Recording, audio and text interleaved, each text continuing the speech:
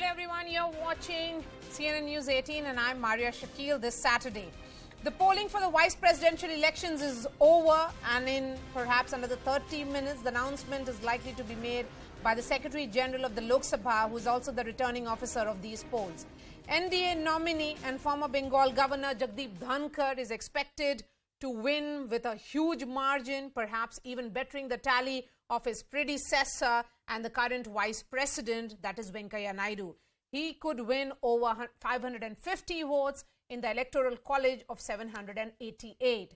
Facing Jasdeep Dhankhar is Margaret Alva, a veteran Congress leader. Just like the presidential polls, the chinks in opposition armor were exposed, with TMC deciding to abstain in these polls and not voting for the opposition nominee in Alva. Jasdeep Dhankhar as vice president. What does it mean for the opposition, and what does it mean essentially for the upper house, because the vice president of India is also the chairman of the Rajya Sabha.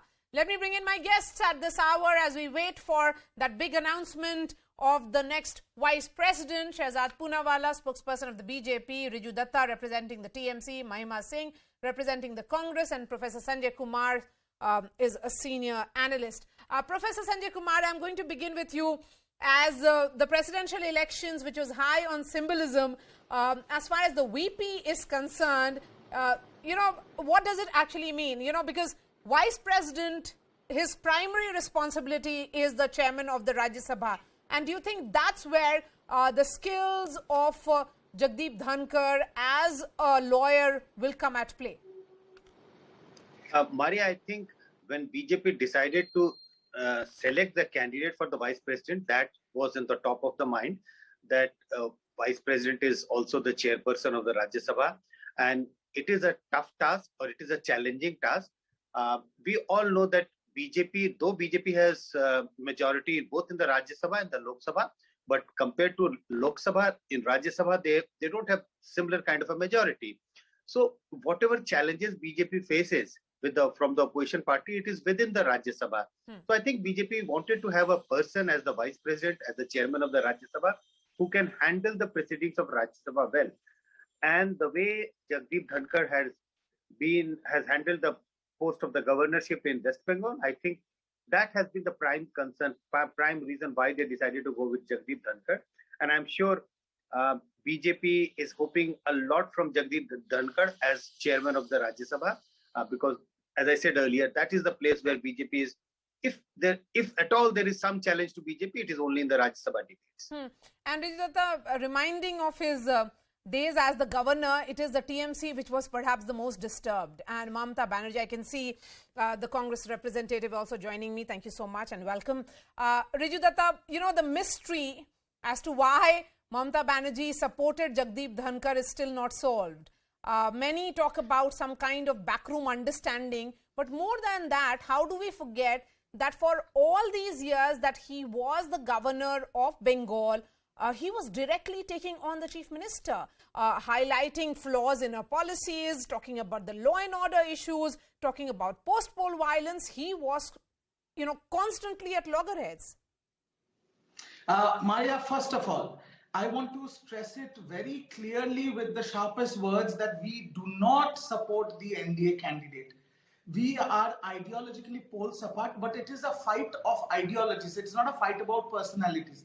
And why we have abstained from voting in the vice president polls is very clearly explained by our National General Secretary. The mechanics and the logistics behind the selection of the opposition candidate was handled very badly. I don't want to overcook it about the short notice or whatever, but being the second largest opposition party in the parliament, we deserve more respect. But rather than going into it, I want to also clearly state that the opposition is very united. We have seen it on the floor of the parliament when the discussions about price rise happened.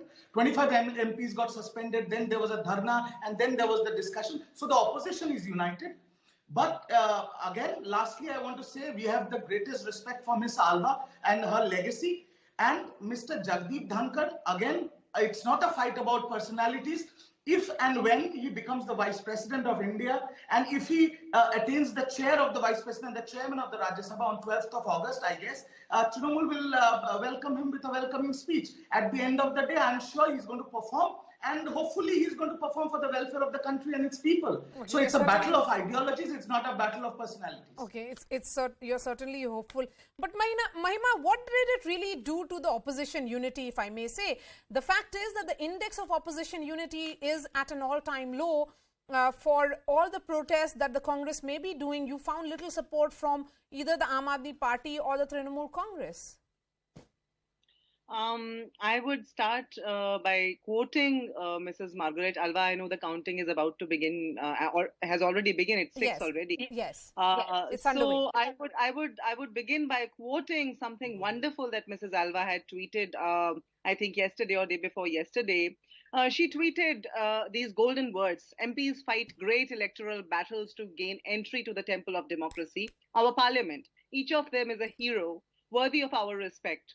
Each a unique voice that deserves to be heard. I believe even these powerful voices are given expression. Great things can be achieved when MPs come together.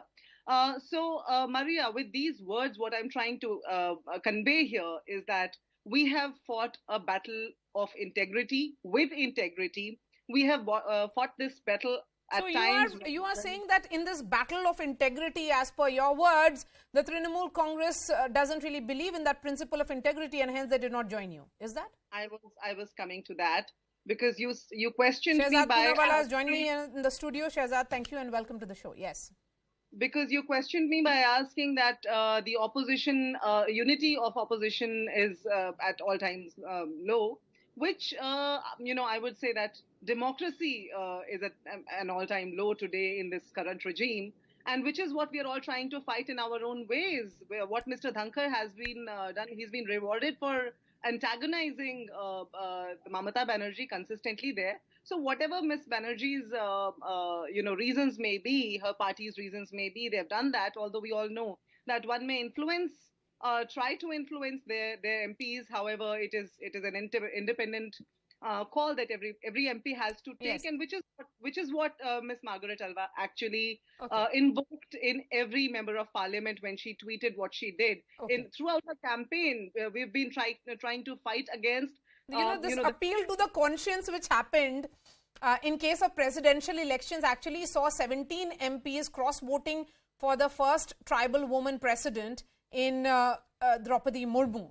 And this appeal to the conscience, interestingly, also had 136 MLAs from across the country cross-voting for Draupadi Murmu. So I think that appeal to conscience is actually going against you. Well, you never know, as I said already, and it is only to be seen as the result comes out. Okay. It is Shehzad,